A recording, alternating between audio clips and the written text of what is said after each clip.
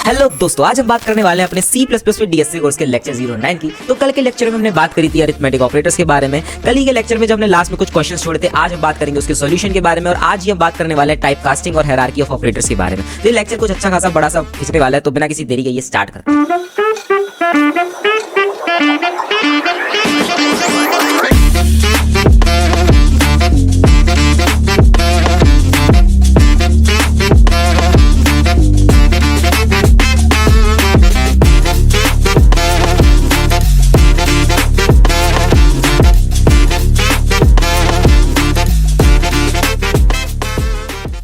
तो अभी हम बात करते हैं लेक्चर 09 की। तो यहाँ पे एक फोल्डर बना लेते हैं लेक्चर 09 और इसके अंदर एक फाइल बना लेते हैं अपनी solution.cpp solution1.cpp। ठीक है, ओके।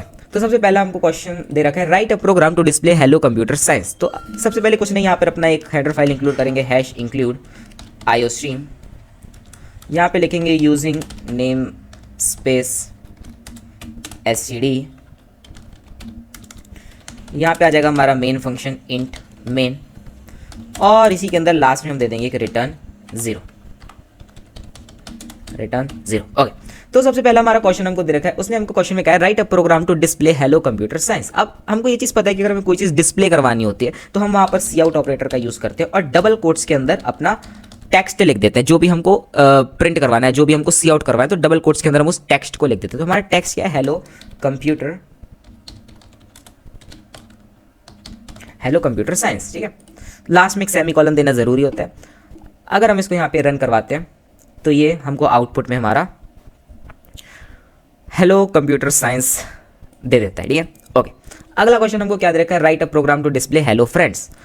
तो इसी चीज़ को मैं यहाँ पे उठाऊंगा और यहाँ पे एक न्यू फाइल बना लेता हूँ solution2.cpp। यहाँ पे इसको कॉपी पेस्ट कर देता हूँ और यहाँ पे हमको चाहिए हेलो फ्रेंड्स। ठीक है, इसको मैं यहाँ पे बेसिकली रन करवाऊंगा तो ये मुझको आउटपुट में हेलो फ्रेंड्स दे देगा। ठीक है, ओके, बहुत बढ़िया।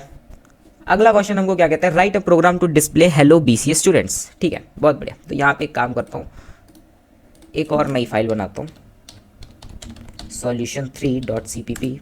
इसके अंदर ये सारा का सारा कोड कॉपी पेस्ट कर लेता हूँ और यहाँ पे लिखूँगा हेलो BCA स्टूडेंट्स। ठीक है, इसको मैं यहाँ पे बेसिकली अगर रन करवाता हूँ तो ये मुझको हेलो BCA स्टूडेंट्स दे देता है। ठीक है, अच्छा, अगर इसी जगह पे अगर मैं कहूँ कि मेरे को हेलो BCA स्टूडेंट्स चाहिए बट अलग अलग लाइन में चाहिए, तो बेसिकली कुछ नहीं करेंगे वहाँ पर हम बेसिकली क्या करेंगे, इधर से मैं इसको हटाऊँगा, जो मेरा हेलो है उसको मैं यहाँ पे करूँगा।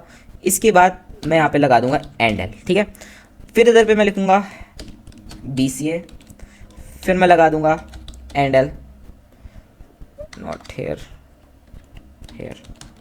ठीक है, उसके बाद मैं लिखूँगा स्टूडेंट। ठीक है, सही। अब अगर मैं इसको यहाँ पे रन करवाता हूँ तो सारे के सारे अलग अलग लाइन में आ जाएंगे, हेलो BCA स्टूडेंट्स। ठीक है, अच्छा, इसी चीज़ को करने का एक और तरीका ये भी होता है कि अगर मैं यहाँ से एंडल हटा देता हूँ, ठीक है, मैं यहाँ पर एक काम करता हूँ \n दे देता हूँ। ठीक है, सही है, बढ़िया। इधर से ये हटा देता हूँ, एक काम करता हूँ इसको पूरा हटा देता हूँ यहाँ से। डबल कोट्स के अंदर ही मैं सारी चीज़ें लिख रहा हूँ। ठीक है, हेलो, फिर यहाँ पे लिखूँगा BCA, फिर एक \n लगाऊंगा, फिर उसके बाद लिखूँगा स्टूडेंट। ठीक है, तो ये वाली चीज़ मेरे को एरर दे रही है बिकॉज ऑफ दिस। ओके, अब मैं इसको यहाँ पे रन करवाता हूँ तो ये बेसिकली मेरे को अलग अलग लाइन में मेरा दे देगा हेलो BCA स्टूडेंट्स। तो ये बेसिकली मुझको ऐसा इसीलिए दे रहा है बिकॉज यहाँ पे अगर मैं गैप नहीं छोड़ूंगा ना तो ये मुझे एकदम सही से दे देगा, सही इंडेंटेशन के साथ। देखो, हेलो BCA स्टूडेंट्स। ठीक है, ओके। तो आई होप यहाँ तक ये वाली चीज़ समझ में आएगी। अगला क्वेश्चन हमको दे रखा है write a program to display 2 numbers A = 5 and B = 6। अब मुझे पता है कि 5 और 6 मेरे इंटीजर नंबर्स है, तो मैं यहाँ पर काम करूँगा, एक और नई फाइल बनाऊँगा solution4.cpp। इसके अंदर मैं सारा कोड उठाऊँगा। यहाँ पे बेसिकली मैं क्या करूँगा, 2 वेरिएबल्स डिक्लेयर करूँगा, इंट A, B। ठीक है, इसको इनिशियलाइज भी कर दूँगा, तो यहाँ पे लिखूँगा A = 5 और B = आई गेस 6 है, कितना था, A = 5 B = 6। ठीक है, तो अगर मुझे ये नंबर्स सी आउट में शो करवाने तो यहाँ पे कुछ नहीं करूँगा, यहाँ पे मैं लिखूँगा सी आउट, यहाँ पे लिखूँगा ए, यहाँ पे एक स्पेस दे दूँगा और यहाँ पे लिख दूँगा बी, ठीक है। तो अब अगर मैं इसको यहाँ पे बेसिकली रन करवाऊँगा तो ये मुझे 5 और 6 दे देगा, ठीक है। ओके, बहुत बढ़िया। अगला क्वेश्चन हमको देखा, write a program to display 2 float variables A बराबर 3.7 बी बराबर 9.2। तो सिमिलर वे में कुछ नहीं है, यहाँ से मैं इसी चीज़ को कॉपी करूँगा, एक अपनी न्यू फाइल बनाऊँगा, solution5.cpp। यहाँ पे इसको ऐसे करूँगा, यहाँ पे बेसिकली इंट की जगह पे फ्लोट लिख दूंगा, ठीक है। जस्ट यहाँ पे डेटा टाइप ही मैं चेंज किया हूँ। अब यहाँ पर बेसिकली मेरा क्या था 3.7 और 9.2 है ना, तो यहाँ पे मैं लिखूँगा 3.7 और इसके नीचे यहाँ पे लिखूँगा मैं 9.2, ठीक है। तो अब अगर मैं इसको यहाँ पे बेसिकली रन करवाता हूँ तो ये मुझको दे देता है, okay I am so sorry, ये क्या कर दिया मैं यहाँ पर, ओहो कोई दिक्कत नहीं यार, सॉल्यूशन 52222, ओके मेरे को बेसिकली यहाँ पे करना था, सॉरी। तो यहाँ पे बेसिकली आ जाएगा 9.2 और क्या था यहाँ पे 3.7 और 9.2 है ना। तो मैं जाऊँगा अपने सॉल्यूशन 5 के ऊपर, तो यहाँ पे लिखूँगा 3.7 और यहाँ पे लिखूँगा मैं 9.2, ठीक है। इसको मैं बेसिकली यहाँ पे रन करवाऊँगा तो ये मुझको 3.7 और 9.2 दे रहा है, ठीक है, बहुत बढ़िया। ओके, तो अब अगला क्वेश्चन मेरे को दे रखा है, write a program to display to find sum of 2 integer values where A बराबर 9 एंड बी बराबर 7। यानी कि मेरे को यूजर से 2 इनपुट लेने हैं, नहीं सॉरी, इस क्वेश्चन में हमको ए बराबर 9 और बी बराबर 7 इनिशियलाइज वहीं के वहीं करना है, ठीक है। तो हमको बेसिकली कुछ नहीं, उन 2 इंटीजर्स का सम निकालना है, ठीक है। तो कुछ बात नहीं है, यहाँ पर हम जाएंगे, यहाँ पर हम इसके अंदर एक और न्यू फाइल बनाएंगे, solution6.cpp, ओके।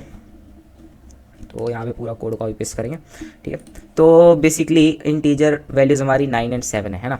तो यहाँ पे जाएंगे, इधर पे लिखेंगे 9 एंड यहाँ पे लिखेंगे 7, ठीक है।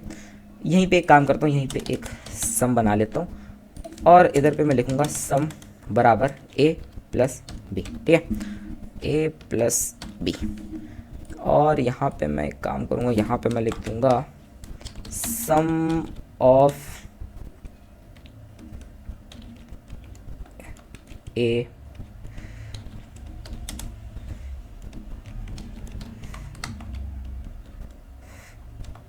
काम करता हूँ ना, यहीं पे लिख देता हूँ ए एंड बी इज सम।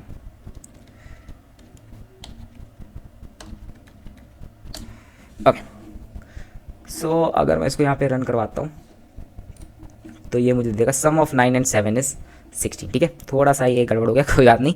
तो यहाँ पे बेसिकली इसने मुझे ये करके दे दिया, ओके। अगला क्वेश्चन हमारा कहता है, write a program to display 3 characters B C A, okay, बहुत बढ़िया।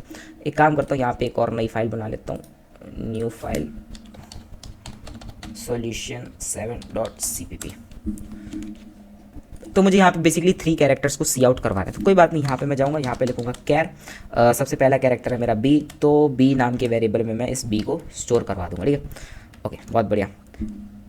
सिमिलर वे में यहाँ पे आ जाएगा ए, तो इसके अंदर मैं अपने ए को स्टोर करवा दूँगा। सिमिलर वे में यहाँ पे आ जाएगा सी, इसको मैं सी के अंदर स्टोर करवा दूँगा, ठीक है। फिर बस कुछ नहीं, यहाँ पे लिखूँगा सी आउट, यहाँ पे दूँगा मैं बेसिकली क्या दूँगा, यहाँ पे मैं बी, फिर दूंगा एक एंडल, फिर दूंगा सी, फिर दूंगा एंडल, फिर दूंगा ए, ओके। अब मैं इसको बेसिकली यहाँ पे अगर रन करवाता हूँ तो ये मुझे BCA दे रहा है, ओके, बहुत बढ़िया, ओके। अच्छा, अगर इसको मैं किसी और तरीके से करना चाहूँ तो बेसिकली मैं यहाँ पर क्या करूँगा, यहाँ पर मैं बेसिकली इसके अंदर सीधी सीधी इनकी एस का वैल्यूज़ दे दूंगा।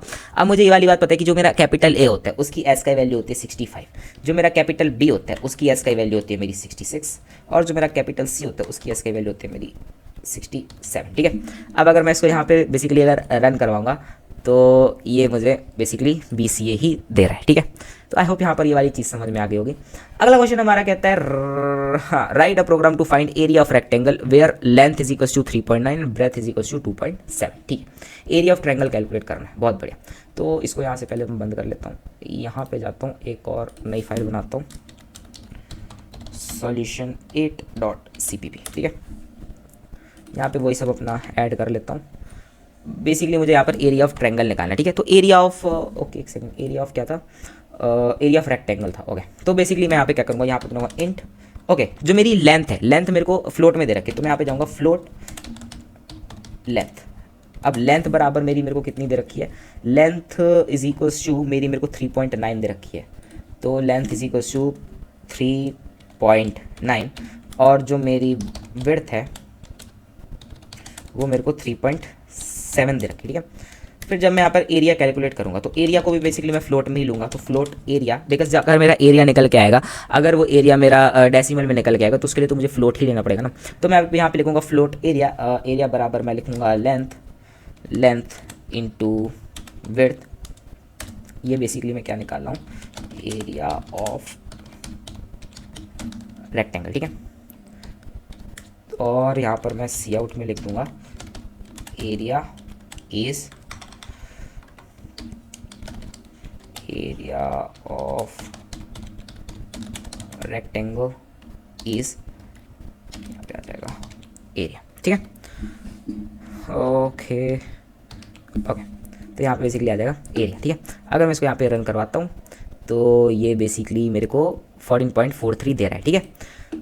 ओके, वैसे बेसिकली 3.9 और 3.7 ही थी वैल्यू, ओके 3.9 और 2.7 थी वैल्यू, तो यहाँ पे इसको करेक्ट कर लेना और इसको बेसिकली मैं रन करवाऊँगा तो ये मेरे को 10.53 ला के दे रहा है, ठीक है, बहुत बढ़िया। ओके, अगला क्वेश्चन हमको क्या कहता है, अगला क्वेश्चन हमको कहता है write a program to find area of circle जिसकी रेडियस 3.7 है, ठीक है, बहुत बढ़िया।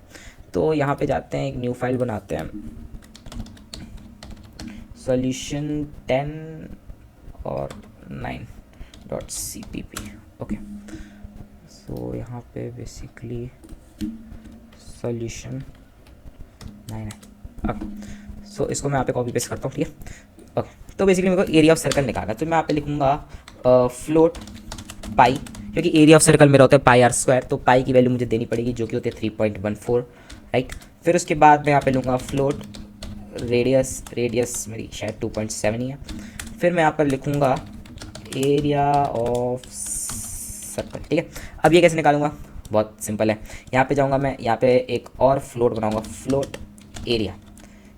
इसमें बेसिकली मैं यहाँ पे दे दूँगा पाए, जो कि पाए, फिर दूंगा यहाँ पे RADIOS radius into radius, okay cool. तो अब अगर मैं यहाँ पर इसको सी आउट में बेसिकली अपना एरिया दिखाऊंगा तो ये मुझे एरिया कैलकुलेट करके दे देगा, ठीक है। तो इसने मुझे यहाँ पर एरिया कैलकुलेट करके दे दिया, ठीक है,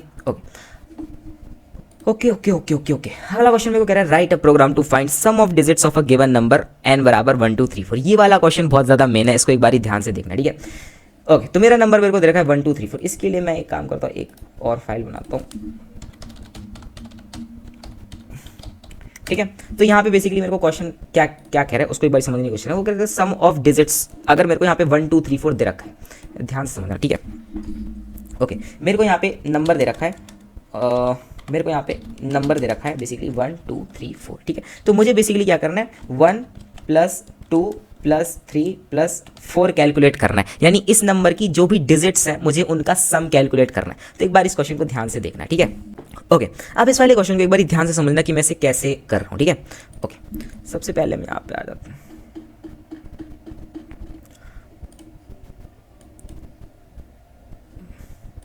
ओके। अब इस वाले क्वेश्चन को ध्यान से समझना कि मैं कर क्या रहा हूँ, ठीक है। देखो, सबसे पहले मेरा एक नंबर है n बराबर 1 2 3 4, ठीक है। अब देखो, मुझे सबसे पहले अगर इसकी डिजिट्स का सम निकालना है तो मैं क्या करूँगा, मैं सबसे पहले इस वाली डिजिट को निकालूंगा, इस वाली डिजिट को निकालूंगा, इस डिजिट को निकालूंगा और इस डिजिट को निकालूंगा और एट द एंड उन सबको ऐड कर दूंगा, यही करूँगा ना। तो देखो, अगर मुझे ये वाला जो मेरा नंबर दे रखा है, ये नंबर, अगर मुझे इस नंबर की लास्ट डिजिट चाहिए तो मैं कैसे करूँगा। देखो, एक चीज़ हमने बचपन में पढ़ी होती है और अगर नहीं पढ़ी है तो अभी समझ लो ध्यान से। देखो कोई भी अगर तुम्हारा नंबर है, लेट्स से तुमको दे रखा है 1 2 3 4, ठीक है, अगर इस नंबर को कभी भी 10 से डिवाइड करोगे ना तो इस नंबर का जो भी रिमाइंडर आएगा ना वो इस नंबर की लास्ट डिजिट आएगा।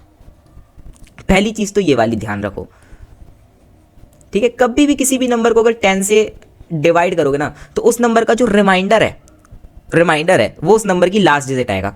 और दूसरी चीज़, कभी भी किसी भी नंबर को अगर 10 से डिवाइड करोगे, ठीक है, तो उस नंबर का जो भी यहाँ पे क्वेश्चन आएगा ना वो क्वेश्चन बचे इस लास्ट डिजिट को छोड़ के जो बाकी बचे हुए डिजिट्स है ना वो आ जाता है क्वेश्चन। तो हम इन्हीं दोनों चीज़ों का यूज़ करेंगे, ठीक है। ध्यान से समझो, देखो मैं क्या रहा हूँ, देखो बेसिकली ये क्या, ठीक है। अब एक बारी ध्यान से समझना मैं यहाँ पे कर क्या रहा हूँ, ठीक है। देखो सबसे पहले मैं इस नंबर की डिजिट 4 निकालूंगा, ठीक है। क्या निकालूंगा? डिजिट 4। अब इस नंबर की डिजिट 4 कैसे निकालूंगा? मैं इस नंबर को उठाऊंगा और इस नंबर का मॉडुलस लूंगा, किसके साथ? 10 के साथ। तो यहाँ पर बेसिकली क्या हो जाएगा, जो मेरा D4 है यानी डिजिट 4 है उसके अंदर मेरा इस नंबर का लास्ट डिजिट आ जाएगा। सही बात है ना? अभी के लिए बस समझते जाओ, ठीक है। अब इसके बाद अगली लाइन में मैं क्या करूँगा, मैं इस नंबर को उठाऊंगा n बराबर n डिवाइडेड बाय 10, यानी कि ये जो नंबर है ये देखो अभी के लिए बेसिकली क्या था ना, यहाँ पर एक ये जो नंबर था ये इसमें पहले था 1 2 3 4, ठीक है। अब यहाँ पे बेसिकली क्या कि जो ये नंबर है, ये जो n है, n को तुम कर दो n डिवाइडेड बाय 10।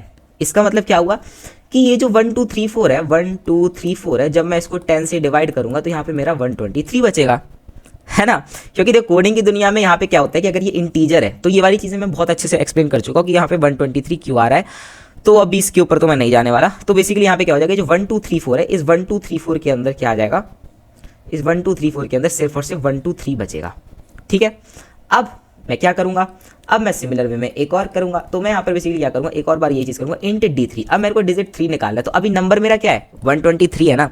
तो अब मैं बेसिकली क्या करूँगा, n मॉडुलस 10 कर दूंगा। इसका मतलब बेसिकली क्या होगा, 123 मॉडुलस 10 करो, यानी कि जो मेरा डिजिट 4 नाम का जो भी डब्बा बनेगा उसके अंदर मेरा बेसिकली ये वाला ऑपरेशन परफॉर्म होकर यहाँ पर 3 स्टोर हो जाएगा ना। अब बेसिकली मैं यहाँ पे क्या करूँगा, अब मैं अगेन इसी नंबर को उठाऊंगा, इसको n डिवाइडेड बाय 10 करूँगा, यानी कि ये जो मेरा n है जिसके अंदर 123 डला हुआ था, अब मैं क्या किया, इस लाइन में 123 डिवाइडेड बाय 10 कर दिया, यानी कि अब जब यहाँ पे 123 था तो यहाँ पे बच गया 12, ठीक है। तो मैं बेसिकली यहाँ पे 12 लिख दिया, ठीक है। अब बेसिकली क्या होगा, अब अगेन मैं वही वाली चीज़ करूँगा। कौन सी वाली चीज़ करूँगा, इधर पे करूँगा। अब मैं यहाँ पे क्या करूँगा, जो मेरा D2 है, D2 में मैं n मॉडुलस 10 करूँगा, यानी कि n कितना है मेरा 12। अब मॉडुलस 10 करूँगा तो यानी कि जो मेरा D2 का वेरिएबल है तो D2 के वेरिएबल के अंदर मेरा ये स्टोर हो जाएगा ना।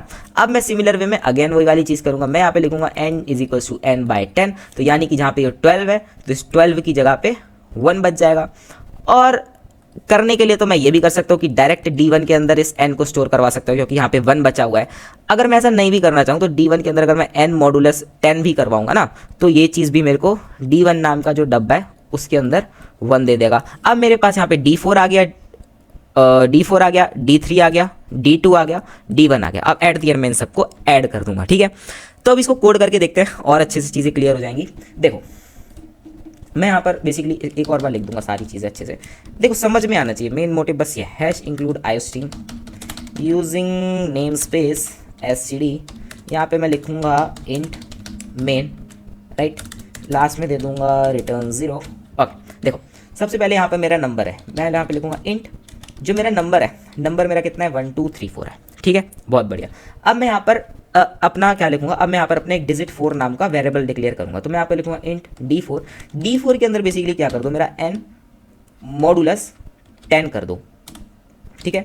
इसका मतलब बेसिकली क्या हुआ, जो मेरा D4 है, D4 के अंदर बेसिकली n मॉडुलस 10 यानी 1 2 3 4 मॉडुलस 10, यानी कि D4 के अंदर मेरा क्या आ जाएगा, इसका लास्ट डिजिट आ जाएगा, ठीक है, बहुत बढ़िया।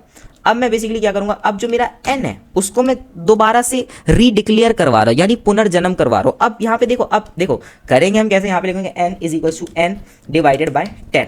अब कुछ लोग सोचेंगे कि मैं यहाँ पर इसको ऐसे करके क्यों नहीं कर रहा हूं। देखो यार, अगर मैं यहाँ पर इसको इस तरीके से लिख दूंगा ना, इसके सामने इंटीजर n दबा दूं, n लिख दूंगा, तो इसका मतलब बेसिकली हो कि मेमोरी के अंदर नया डब्बा बन जाएगा n का, जबकि हम वो नहीं चाहते। हम चाहते हैं कि यही वाला जो n है इसी को चेंज करना चाहते हैं हम। तो हम बेसिकली यहाँ पर इंट नहीं लिखेंगे, हम यहाँ पर सिर्फ लिखेंगे n is equal to n by 10, यानी कि यहाँ पे बेसिकली क्या हो जाएगा, जो मेरा n है n is equal to n जो कि था 1 2 3 4 डिवाइडेड बाय 10, यानी कि n के अंदर मेरा 123 आ जाएगा। अब मैं सिमिलर वे में यहाँ पे क्या करूँगा, इंट d3 नाम का वेरिएबल बना लूँगा। अब इसके अंदर बेसिकली क्या हो जाएगा, d3 के अंदर आ जाएगा मेरा n मॉडुलस 10, यानी कि जो मेरा d3 है, d3 के अंदर आ जाएगा मेरा 1 2 3 मॉडुलस 10, यानी कि 3 आ जाएगा। सही बात है। अब मैं यहाँ पे क्या करूँगा, एक और बार n को रीडिक्लेयर करूँगा, n is equal to n divided by 10। सही बात है ना। अब मैं यहाँ पर एक काम करूँगा, इंट d2 बनाऊंगा। अच्छा, इस वाली लाइन में बेसिकली क्या हो जाएगा, जो मेरा n है वो बेसिकली क्या हो जाएगा 123 डिवाइडेड बाय 10, यानी कि यहाँ पर आ जाएगा 12। ठीक है, ओके। अब बेसिकली जो मेरा d2 है, d2 के अंदर मैं क्या करूँगा n मॉडुलस 10, यानी कि जो मेरा d2 होगा, सो d2 के अंदर बेसिकली आ जाएगा 12 मॉडुलस 10, यानी कि 2। ठीक है। अब मैं सिमिलर वे में एक और चीज़ कर दूंगा, यहाँ पे करूँगा n इज इक्वल्स टू करूँगा n डिवाइडेड बाय 10। हाँ मैन थक गया यार कोई बात नहीं। यहाँ पे लिखूँगा n is equals to n divided by 10, तो यानी कि यहाँ पे बेसिकली क्या आ जाएगा, n इज इक्वल्स टू क्या बच रहा था मेरा, 12 था ना, 12 डिवाइडेड बाय 10। इसका मतलब बेसिकली क्या होगा, n के अंदर अब मेरा सिर्फ और सिर्फ 1 बचा है। ठीक है, तो करने के लिए मैं यहाँ पर ये भी कर सकता हूँ कि जो मेरा इंट d1 है, तो d1 में मैं डायरेक्टली n भी कर सकता हूँ, या फिर अगर मैं यहाँ पर n मॉडुलस 10 भी करूँगा ना, तो भी ये मेरे को d1 के अंदर बेसिकली d1 के अंदर ये मुझे 12 मॉडुलस 10 यानी कि 1 ही ला के देगा। ठीक है, अब मैं कुछ नहीं करूँगा, अब मैं यहाँ पर बनाऊँगा int sum is equals to d1 plus d2 plus d3 plus d4। ठीक है, अब अगर मैं यहाँ पर सी आउट में अपना सम करवा दूंगा तो देख लेते हैं कि हमारा 1 प्लस 2 प्लस 3 प्लस 4 जो कि हमको 10 देता है वो आ रहा है या नहीं आ रहा है। तो यहाँ पे देखो बेसिकली हमारा 10 आ गया। ठीक है, तो आई होप यहाँ तक ये वाली चीज़ क्लियर हो गई होगी। अगर नहीं हुई है तो थोड़ा सा पीछे जाओ, उसको एक और बार से देखो, तब 101% क्लियर हो जाएगी। ठीक है, अभी हम बात करते हैं अपने अगले क्वेश्चन की। ओके, तो अभी हम अगले क्वेश्चन की बात करते हैं। अगला क्वेश्चन बेसिकली आपको दे रखा है, write program to find odd digit sum and even digit sum of this number. देखो यार, ये वाला अब होमवर्क है। ठीक है, इसको एक बारी खुद से अब तो शायद बन जाना चाहिए कि उसमें बेसिकली क्या है, ऑड डिजिट्स का सम चाहिए और इवन डिजिट्स का सम चाहिए। ये वाली चीज़ खुद से करोगे। ठीक है, अगला क्वेश्चन मेरे को दे रखा है, write a program to display integer variable taken from a user. Okay, तो यहाँ पे एक काम करते हैं, एक और फाइल बनाते हैं, solution 12.cpp। ओके, तो यहाँ पे बेसिकली क्या करेंगे, यूजर से इनपुट लेना है। ठीक है, तो कुछ नहीं है, यहाँ पर लिखूंगा मैं इंट नंबर, ये मैं डिक्लेयर कर दिया। अब इसको इनिशियलाइज करने के लिए यूजर से इनपुट ले लूंगा, तो यहाँ पे मैं कहूँगा सी आउट, इधर पे लिखूंगा एंटर योर नंबर, फिर मैं यहाँ पे थोड़ा सा स्पेस देके अच्छा दिखाने के लिए ये कर दूंगा, फिर यहाँ पर मैं लिखूंगा सी इन के अंदर डालूंगा नंबर, और इसके बाद मैं यहाँ पे डालूंगा सी आउट के अंदर your number is number. That's it, so simple. Okay, अब मैं इसको यहाँ पे रन करवाऊंगा, तो बेसिकली ये मुझसे पूछेगा एंटर योर नंबर है, लेट्स से मेरा 29 एंटर करवा दिया, तो इसने बोल दिया your number is 29। So simple. Okay, अगला क्वेश्चन हमको दे रखा है, write program to display value of integer and float variable taken from user. ठीक है, बहुत बढ़िया। इसी को एक बार कॉपी पेस्ट करूंगा, एक नया फाइल बनाऊंगा, सॉल्यूशन बेसिकली कौन सा है, सॉल्यूशन 13.cpp ना।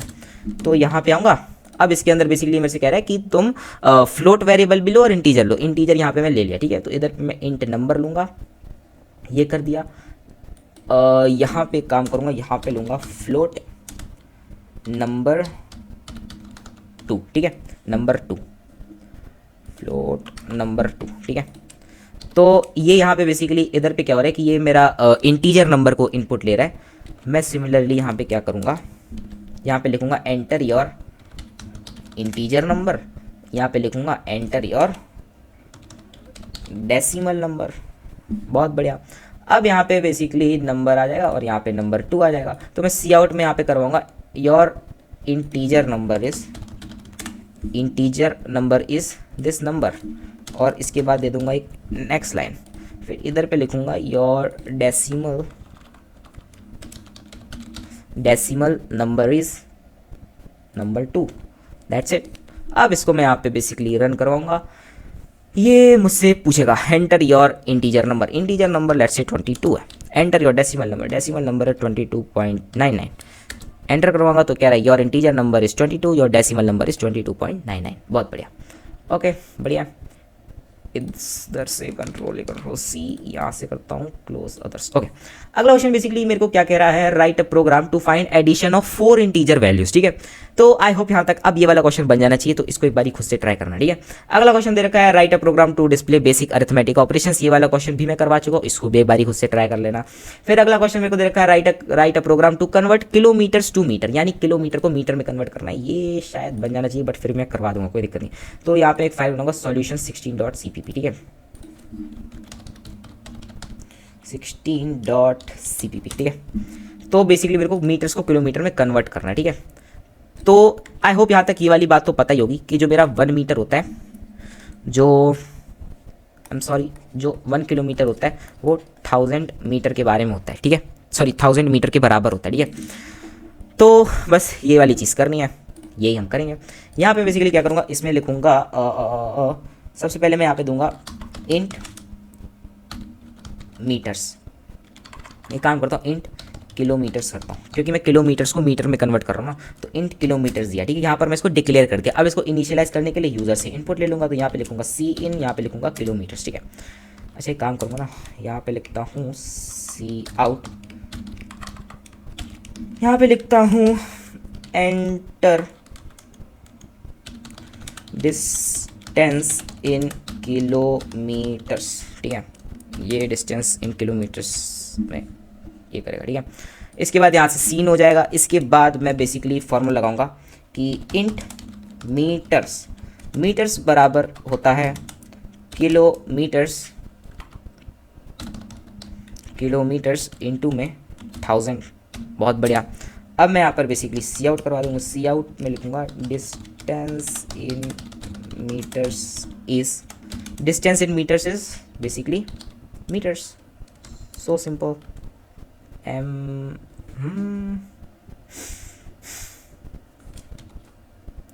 ये क्या हो रहा है, ओके। यहाँ पे बेसिकली है इंट मीटर्स में मैं किया किलोमीटर्स इंटू 1000। तो इसको क्या दिक्कत आ रही है, हाँ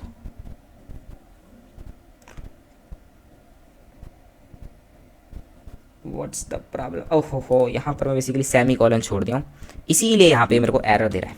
अब मैं यहाँ पर मीटर्स लिखूँगा।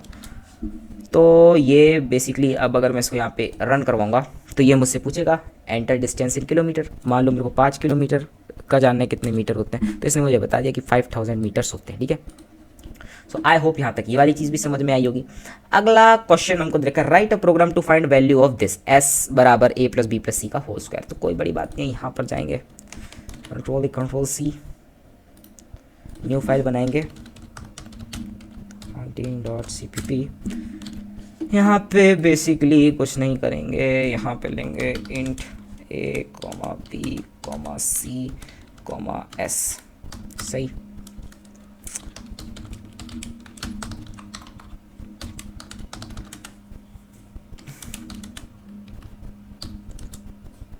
ओहो सी इन आएगा ना, सी इन, ओ आई एम सॉरी यार, सही तो कर रहा हूँ यार मैं, क्या हो गया है मुझे आज। सी इन ए, सिमिलरली इसको उठाऊंगा यहाँ से, कॉपी पेस्ट करूँगा, ओके यहाँ पे, और यहाँ पे आ जाएगा बी, यहाँ पे और यहाँ पे आ जाएगा सी, ठीक है। अब बेसिकली s बराबर a प्लस बी प्लस सी है ना, a प्लस बी प्लस सी, और इसी में मैं मल्टीप्लाई करवा दूंगा a प्लस बी प्लस सी का, ठीक है। फिर यहाँ पे अगर मैं सी आउट में s करवा देता हूँ तो मुझे क्या ही देगा, ये मुझे एकदम सही आउटपुट देगा। अगर मैं a डालता हूँ 1, b डालता हूँ 2, c डालता हूँ 3, ठीक है, तो ये मुझे 6 6 36 दे रहा है, क्योंकि इसका भी 6 आता है और इसका भी 6 आता है, तो 6 6 36, तो ये एकदम सही रन कर रहा है, ठीक है। फिर अगला क्वेश्चन मेरे को दे रखा है, write a program to convert temperature from Fahrenheit to Celsius. I hope ये वाला क्वेश्चन भी कर लोगे। अब अगला क्वेश्चन, ये वाला क्वेश्चन थोड़ा सा मेन क्वेश्चन है, इसको थोड़ा सा ध्यान देना, ठीक है। Write a program for swapping of two numbers value using third variable. ये क्वेश्चन और ये क्वेश्चन मेन क्वेश्चन है, तो इनके ऊपर थोड़ा सा ज़्यादा ध्यान देना, ठीक है। तो अभी मैं बनाता हूँ एक फाइल solution 19.cpp, इन क्वेश्चन के ऊपर थोड़ा सा एक्स्ट्रा फोकस करना, ठीक है। solution 19.cpp, okay. तो अभी अपने 19 क्वेश्चन के ऊपर आते हैं, जो कह रहे हैं write a program to swap a two number using third variable. तो इसको थोड़ा सा एक बार ध्यान से देखते हैं बेसिकली यहाँ पे हो क्या रहा है, ठीक है। इसको मैं यहाँ से हटा देता हूँ, ठीक है। देखो ध्यान से समझना, ठीक है। मैं यहाँ पर बेसिकली क्या करूँगा, एक मेरा नंबर होगा, ठीक है, ये है मेरा ए नंबर, ठीक है। एक मैं लूँगा, एक काम करता हूँ, इसको यहाँ से हटाता हूँ, थोड़ा सा और अच्छे से इसको समझाने की कोशिश करता हूँ, ओके। एक डब्बा मेरा ये होगा, एक डब्बा मेरा ये होगा, और जो मेरा थर्ड वेरिएबल होगा उसका डब्बा ये होगा, ठीक है। ये मेरा बेसिकली ए को रिप्रेजेंट कर रहा है, ये बेसिकली मेरे बी को रिप्रेजेंट कर रहा है, और ये बेसिकली मेरे एक टेम्परेरी वेरिएबल को रिप्रेजेंट कर रहा है, ठीक है। ए के अंदर लेट से मेरा स्टार्टिंग में 2 डला है और बी के अंदर मेरा 3 डला है, ठीक है। फर्स्ट स्टेप तो ये था, ठीक है, सही। अब मैं क्या करूँगा, सेकेंड स्टेप में क्या करूँगा, यहाँ पे मैं लिखता जाता हूँ ये सब चीज़ें कि जो मेरा ए है, ए बराबर 2 है और बी बराबर 3 है, ठीक है। अगले स्टेप में मैं बेसिकली क्या करूँगा, जो मेरा टेम्प है उसके अंदर मैं ए को डाल दूंगा। तो यहाँ पे बेसिकली जो मेरा ए है, ए के अंदर तो 2 ही है, बी के अंदर मेरा 3 है, और जो मेरा टेम्प है, टेम्प के अंदर मैं बेसिकली ए को डाला, यानी टेम्परेरी वेरिएबल के अंदर मेरा 2 चला गया, बहुत बढ़िया। अब मैं अगले स्टेप में बेसिकली क्या करूँगा कि जो मेरा बी है, बी के अंदर मैं ए को डाल दूंगा, यानी कि आई एम सॉरी, ओके, यहाँ पे मैं बेसिकली क्या करूँगा, जो मेरा ए है इसको थोड़ा सा हटा देता हूँ। अब मैं क्या करूँगा, जो मेरा ए है, ए के अंदर मैं बी को डाल दूंगा, यानी कि ए के अंदर, अब जो बी के अंदर मेरा 3 था, अब वो ए के अंदर 2 को रिप्लेस करके यहाँ पे 3 आ गया, सही बात है ना। बी के अंदर भी मेरा 3 रहा और टेम्प के अंदर तो मेरा 2 का 2 था ही। अब मैं बेसिकली क्या करूँगा, जो मेरा बी है, बी के अंदर मैं टेम्प को डाल दूंगा, यानी कि इस स्टेप में मेरा क्या हो जाएगा, ए के अंदर 3 रहा, बी के अंदर टेम्प आ गया, यानी बी के अंदर 2 आ गया, और टेम्प का तो मेरा, सॉरी, जो टेम्प था, टेम्प के अंदर तो मेरा 2 ही रहा। कोई बात नहीं, ओके। जो मेरा टेम्प है उसके अंदर तो मेरा 2 ही रहा। अब एक बात ध्यान से नोटिस करना, ठीक है। देखो यहाँ पे जो मेरा ए था, स्टार्टिंग में क्या था, स्टार्टिंग में ए के अंदर 2 डला हुआ था, और अब यहाँ पर ए के अंदर 3 चला गया।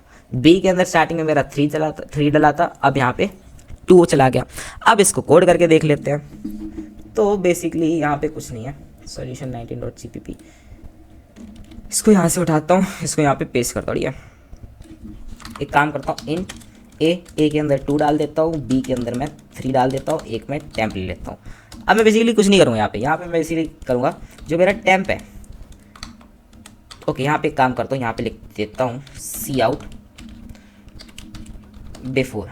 अब बिफोर में क्या था, बिफोर में मेरा यहाँ पे आ जाएगा ए, फिर यहाँ पे मैं दूंगा एक स्पेस ऐसे करके, और यहाँ पे मैं दे दूंगा बी, ठीक है। पहले ऐसा था, अब कैसा हो जाएगा, मैं बेसिकली क्या किया हूँ, यहाँ पे जो मेरा टेम्प है, टेम्प के अंदर मैं ए को डाल दिया हूँ, ए के अंदर मैं बी को डाल दिया हूँ, बी के अंदर मैं टेम्प को डाल दिया हूँ। अब जब मैं यहाँ पे यही लाइन उठाऊँगा और इसको जब मैं यहाँ पे आफ्टर लिखूँगा, यहाँ पे बेसिकली एक ENDL दे देता हूँ, ठीक है। अब अगर मैं इसको यहाँ पे रन करवाऊँगा तो बिफोर मेरा 2 3 था, आफ्टर मेरा 32 हो गया। ठीक है, तो आई होप यहाँ तक ये वाली चीज़ समझ में आएगी। तो यहाँ पर हमने बेसिकली थर्ड वेरिएबल का यूज़ किया है। ठीक है, अगला क्वेश्चन हमको दे रखा है write a program to swapping of two number without using third variable, यानी थर्ड वेरिएबल का यूज नहीं करना है। तो देखो अब यहाँ पे मैं कोड लिखूंगा, इसको डीबग खुद से करोगे। ठीक है, यानी कि इसको खुद से समझने की कोशिश करो कि यहाँ पे मैं ऐसा क्यों किया। देखो यहाँ पे बेसिकली मैं टेम्प नहीं लूंगा, टेम्प को यहाँ से हटा देता हूँ। यहाँ पे मैं बेसिकली क्या करूंगा, a बराबर a प्लस बी, बेसिक छोटा सा मैथ्स है। यहाँ पे मैं लिखूंगा b बराबर a minus b and again a बराबर a माइनस बी। एक बार ध्यान से समझ लो इस कोड को। ठीक है, वीडियो को पॉज करके एक बारी ध्यान से इस कोड को समझ लो कि मैं यहाँ पर किया क्या हूँ। ठीक है, अब जब मैं इसको यहाँ पे रन करवाऊंगा ना, तो एक बारी ध्यान से देखना। ठीक है, तो बिफोर 2 3 था, आफ्टर 3 2 हो गया। तो आई होप यहाँ तक सारे के सारे क्वेश्चन जितने भी दिए थे समझ में आ गए होंगे। अब बात करते हैं आज के लेक्चर की, जो कि है ओके। आई होप यहाँ तक की सारी चीज़ें क्लियर हो गई होंगी। अभी थोड़ा सा एक छोटी सी चीज़ बची थी मॉडुलस ऑपरेटर में बताने के लिए। तो एक काम करता हूँ, यहाँ पे एक न्यू फाइल बना लेता हूँ, modulo.cpp। ठीक है, इसको यहाँ पे कॉपी पेस्ट करता हूँ। ओके, अच्छा अभी के लिए एक छोटी सी बात ध्यान से समझना। ठीक है, देखो अगर मैं यहाँ पर लेता हूँ इंट a बराबर लेट्स से 5 और यहाँ पर लेता हूँ इंट b बराबर लेट्स से 2। ठीक है, और यहाँ पर अगर मैं लेता हूँ इंट c बराबर लेता हूँ मैं a मॉडुलो b, और यहाँ पर अगर मैं सी आउट करवाता हूँ तो ये बेसिकली मुझको रिमाइंडर निकाल के दे देता है, यानी कि ये मुझे रिमाइंडर में 1 दे देगा, है ना। तो अगर मैं इसको यहाँ पे करता हूँ तो ये मुझे 1 दे रहा है रिमाइंडर में। ठीक है, अच्छा अगर मैं यहाँ पर इसको बेसिकली जो मेरा सी है, सी को अगर मैं बेसिकली इसे ज़रूरत नहीं पड़ती, क्योंकि जो भी मेरा रिमाइंडर है वो ऑब्वियस सी बात है मेरा क्या कहते हैं इसमें इंटीजर वैल्यू में ही आएगा। बट अगर मैं इसको ऐसे भी कर देता हूँ ना, फ्लोट लेके भी सी ले लेता हूँ तो भी एकदम सही मेरे को दे रहा है। ठीक है, अच्छा अगर मैं यहाँ पर बेसिकली क्या करूँ, अगर मैं यहाँ पर लेट्स से ले लेता हूँ मेरा फ्लोट ए, तो अब एक बात ध्यान से देखना, यहाँ पर ये मुझको एक एरर देने लगा है। ठीक है, अगर मैं यहाँ पर ले लेता हूँ फ्लोट बी तो भी ये मुझको सेम एरर दे रहा है। तो एक छोटी सी बस बात याद रखना, कभी कभी प्रिडिक्ट द आउटपुट वाले क्वेश्चन से पूछ ली जाती है। यहाँ पर हमको फ्लोट में a बराबर 5 देता है और फ्लोट में b बराबर 2 देता है, और हमको बेसिकली या तो फ्लोट में या तो फिर इंट में c बराबर a modulus 2 they a modulus b दे देता है। ठीक है, अब हमसे पूछते हैं कि भाई प्रिडिक्ट द आउटपुट, तो हमको लगता है कि अच्छा a मॉडुलस b करने पर हमारा आउटपुट में 1 आना चाहिए, जबकि ये हमको एक एरर दे रहा होता है। तो बस ये छोटा सा एक पॉइंट है, इसको थोड़ा सा याद रखना। ठीक है, कभी कभी पूछ लिया जाता है तो बस इसलिए बता दिया। ठीक है, ओके, तो आई होप यहाँ तक ये वाली चीज़ समझ में आ गई होगी। अब हम बात करते हैं अपने टाइप कास्टिंग के बारे में। तो मैं यहाँ पर एक काम करता हूँ, एक फाइल बना लेता हूँ, typecasting.cpp। ओके, सो यहाँ पे बेसिकली ये चीज़ करता हूँ। देखो टाइप कास्टिंग के ऊपर एक छोटा सा एग्जांपल हम पहले भी देख चुके थे बूलियन वाले में। अगर मैं यहाँ पर लिखता था बूलियन वाले में नहीं, कैरेक्टर वाले में, तो अगर मैं यहाँ पर लिखता था कैर ए बराबर लेट्स से मेरा कैरेक्टर है स्मॉल ए। ठीक है, तो अगर मुझे इसकी एस का ही वैल्यू चाहिए होती थी या फिर इसका एक इंटीजर वैल्यू चाहिए होती थी, तो मैं यहाँ पर बेसिकली क्या करता था, सी आउट लिखता था, है ना। सी आउट के अंदर मैं बेसिकली यहाँ पर ब्रैकेट में एक इंटीजर लिख देता था और इसके बाद इस ए को लिख देता था। इसका मतलब बेसिकली क्या होता है कि ये जो मेरा ए है, इस ए की इंटीजर वैल्यू चाहिए मेरे को। ठीक है, तो जब मैं यहाँ पर इतना करता हूँ और इसके बाद इसको यहाँ पे रन करवाता हूँ तो ये मुझे इस कैरेक्टर की एस का ही वैल्यू दे देता है, यानी इंटीजर वैल्यू दे देता है। ठीक है, अब टाइप कास्टिंग सिर्फ और सिर्फ कैरेक्टर को इंटीजर में कन्वर्ट करने के लिए नहीं होती, हम टाइप कास्टिंग के थ्रू अपना इंटीजर को फ्लोट में भी कन्वर्ट कर सकते हैं, या फिर फ्लोट को इंटीजर में कन्वर्ट कर सकते हैं, या फिर एक इंटीजर को कैरेक्टर में कन्वर्ट कर सकते हैं। फॉर एग्जाम्पल अगर मैं यहाँ पर लेता हूँ अपना इंट ए बराबर लेट से मैं ले लेता हूँ 97। ठीक है, अब अगर मैं यहाँ पर सी आउट करवाता हूँ, सी आउट में मैं ए नहीं करवा रहा हूँ, मैं इसको कैरेक्टर में पहले इसका टाइप कास्ट करवा रहा हूँ, उसके बाद इस ए को करवा रहा हूँ। ठीक है, यानी कि कैरेक्टर में पहले मैं इस ए की वैल्यू को टाइप कास्ट करवाया और फिर सी आउट करवा रहा हूँ। तो जब मैं यहाँ पर इसको रन करवाऊंगा तो ये बेसिकली मुझे स्मॉल ए दे देगा। ठीक है, अब हम बेसिकली फ्लोट को इंटीजर में करके देख लेते हैं। अगर मैं लेट से यहाँ पर लेता हूँ इंट ए बराबर लेट से 10 और इंट बी बराबर लेट से मैं ले लेता हूँ 7। ठीक है, अब मुझे क्या करना है, मुझे ए बाय बी करना है। ठीक है, यानी कि ए डिवाइडेड बाय बी करना है। ठीक है, तो मैं यहाँ पर बेसिकली क्या करूँगा, एक काम करता हूँ, फ्लोट का वेरिएबल ले लेता हूँ सी और उसके अंदर मैं कर दूंगा ए बाय बी। अब ये बात तुमको पता है कि अगर मैं 10 डिवाइडेड बाय 7 करूँगा तो ये भी इंटीजर है और ये भी इंटीजर है, तो ऑब्वियसली बात है ये इसके अंदर इंटीजर वैल्यू स्टोर करवाएगा। तो मैं एक काम करता हूँ, मैं इस ए के आगे बेसिकली फ्लोट लिख देता हूँ। तो अब इससे क्या होगा कि अब ये जो पूरा का पूरा वैल्यू है, ये पूरा का पूरा जो वैल्यू है, ये वैल्यू अब इसमें फ्लोट में कन्वर्ट हो गया, यानी कि ये पूरा का पूरा चीज़ जो है ये अब मेरे को फ्लोट वैल्यू देगा। अब मैं अगर इसको यहाँ पे सी आउट करवा लेता हूँ सी को, तो ये बेसिकली मेरे को यहाँ पे 1.42857 जो कि सही वैल्यू वो दे रहा है। ठीक है, तो आई होप यहाँ तक टाइप कास्टिंग वाली चीज़ें समझ में आ गई होंगी। अच्छा एक बात और, वैसे तो मैं यहाँ पर हायरार्की ऑफ ऑपरेटर्स की बात करनी चाहिए थी, बट मुझे लगता है कि अभी कुछ और ऑपरेटर्स बचे जिनको मैं अगले लेक्चर में अगले लेक्चर में कवर करूँगा। तो बेसिकली हम हायरार्की ऑफ ऑपरेटर्स की बात कुछ लेक्चर्स के बाद करेंगे। तो अभी के लिए इस वीडियो को यहीं पर समाप्त करते हैं, मिलते हैं अगले वीडियो में, तब तक के लिए बाय।